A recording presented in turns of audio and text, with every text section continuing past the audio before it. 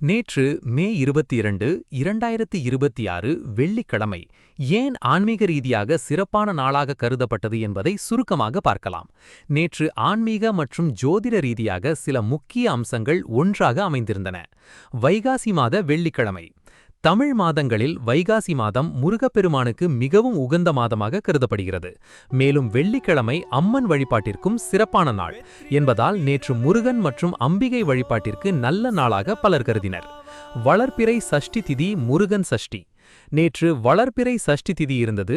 சஷ்டி என்பது முருகப்பெருமானுக்குரிய முக்கியமான திதியாக பார்க்கப்படுகிறது. இந்த நாளில் முருகனை மனமுருகி வழிபட்டால் மன அமைதி, தைரியம் மற்றும் நல்ல முன்னேற்றம் கிடைக்கும் என்பது பக்தர்களின் நம்பிக்கை. ஆன்மீக வழிபாட்டிற்கு உகந்த நாள். வெள்ளிக்கிழமையும் சஷ்டி திதியும் இணைந்ததால் பலர் கோவில் தரிசனம் செய்து விரதமிருந்து பிரார்த்தனை செய்தனர். சுருக்கமாகச் சொன்னால், வைகாசி மாத வெள்ளிக்கிழமையும் முருகன் சஷ்டி திதியும் இணைந்ததால் நேற்று முருக வழிபாட்டிற்கு சிறப்பான நாளாக கருதப்பட்டது.